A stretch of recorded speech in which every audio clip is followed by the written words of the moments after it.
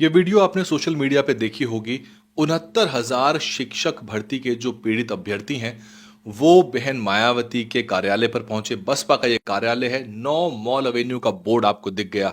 और आपको पता है क्या हुआ कि जब ये लोग प्रदर्शन करने पहुंचे उसके कुछ ही दिन, अगले ही दिन लगभग, सुप्रीम कोर्ट में हलफनामा दायर करके सरकार ने ये सुनिश्चित किया है कि जो नौकरियां हैं वो नहीं जाएगी। बड़ी राहत मिल गई है 69,000 में से।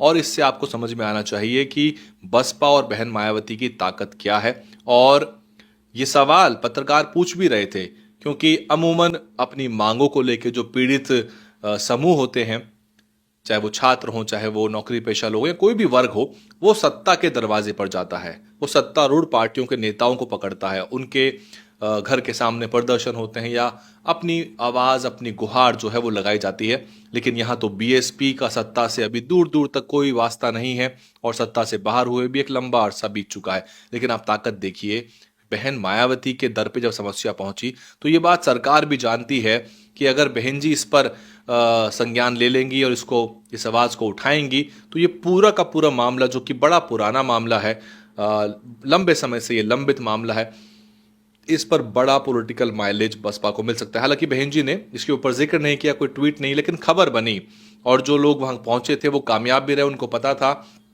कि आप कई दर पे हो आए, कई जगह आपने दरखास्त लगाई, गुहार करी, लेकिन बहन मायावती के पास ना तो वर्तमान में बसपा के पास सत्ता है, ना ही लंबी चौड़ी सांसदों और विधायकों की फौज बसपा के पास है।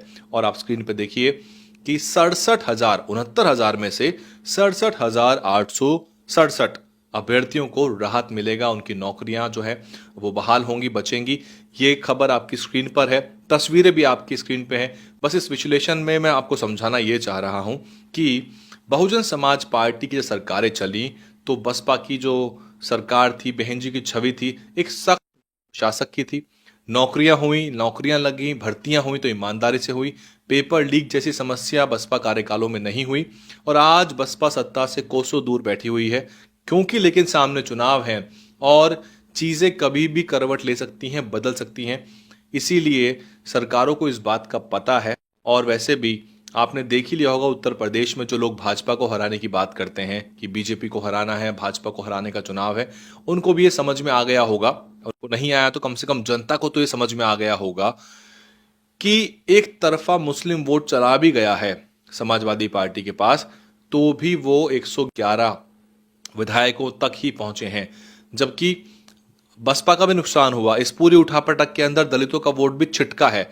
इसीलिए मैं कहता हूं कि उत्तर प्रदेश में चुनाव है, हर चुनाव अपने आप में एक एक्सपेरिमेंट है, अलग अलग परम्यूटेशन और कॉम्बिनेशन का, यानी कि अलग अलग समीकरण और गठजोड़ों का एक एक्सपेरिमेंट है कि कैसे बीजेपी को हराया जाए। और जो एक बार आप चाल चल चुके हैं, जो एक बार आपने तरीका पैंतरा अपना लिया है, उसको दोहराने से कभी आपको सफलता नहीं मिलेगी। जो लोग भाजपा को हराने की ही बात कर रहे हैं, और बड़ा फैक्टर जो इसमें आता है वो तो ये कि बसपा अगर मुद्दों की राजनीति कर ले तो अच्छी अच्छी जो पार्टियां हैं उनको लगता है कि हाँ, बहन मायावती का इतना क्लाउट है, उनकी इतनी ताकत है कि उनकी एक आवाज पे लाखों लोग लखनऊ में इकट्ठा हो सकते हैं। और वैसे भी अब उत्तर प्रदेश में आकाश आनंद का भी आगाज 10 तारीख को होने वाला है। डॉक्टर अविंद शर्मा जो हैं उनके टिकट की घोषणा होगी, वहां पे बड़ा कार्यक्रम होगा, बड़ा जमावड़ा हाथरस में सादाबाद में लगने वाला है। इसी बीच इस तस्वीर पे मैं आपका ध्यान इसलिए दिलाना चाह रहा था कि ना तो कोई सांसद, ना ही बहुत बड़े सारे विधायक जो कि सदन को रोक लें या हंगामा कर दें या गेट पे बैठ के धरना दे दें, लेकिन केवल एक ही विधायक यूपी में है और केवल एकमात्र सांसद राज्यसभा में है। बावजूद इसके जब दर पे वो लोग पहुंचते हैं और गुहार करते हैं, पत्रकारों ने पूछा भी कि आप यहाँ आए हैं, बहन जी सत्ता में भी नहीं है, बसपा की सरकार भी नहीं है, तो कुछ लोगों ने बताया कि हमें पूरी उम्मीद है कि बहन जी के पास आने से हमारा मुद्दा जो है बड़ा मुद्दा बनेगा। और देखिए कि राहत भी मिली है। इससे आपको समझ में आना चाहिए कि जब बसपा की सरकारें, जो दलित, मुस्लिम, पिछड़ा, अल्पसंख्यक वर्ग है, हर लिहाज से जो अमन, चैन और सौहार्द की भावना और भ्रष्टाचार मुक्त सरकारें बहन जी ने चलाई, कानून का ऐसा डर कि परिंदा भी पर नहीं मारता था। और ये जो बड़े बड़े बातें आज कही जा रही हैं कि बुलडोजर पे बुलडोजर चल रहे हैं गैर कानूनी तरीके से, उसके बावजूद भी कोई प्रशासन, पुलिस का कोई डर नहीं।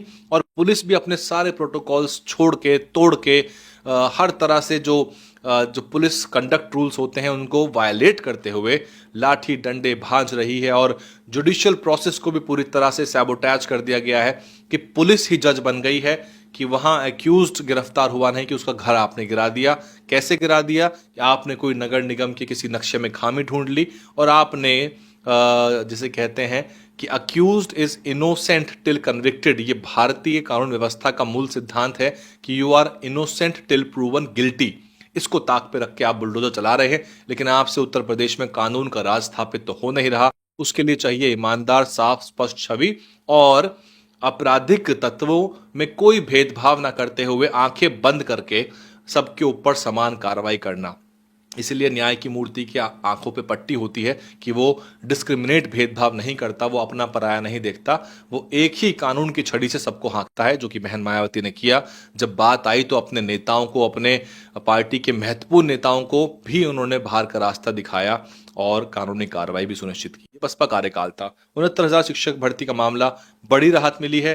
बहन जी के पास पहुंचे थे, धरना किया था, टीवी मीडिया में छाए रहे और बसपा की तरफ से कोई बड़ा रिस्पांस भी निकल के नहीं आया इसके ऊपर। लेकिन डर तो उसी बात का था कि बहन जी इस मुद्दे को उठा ना लें।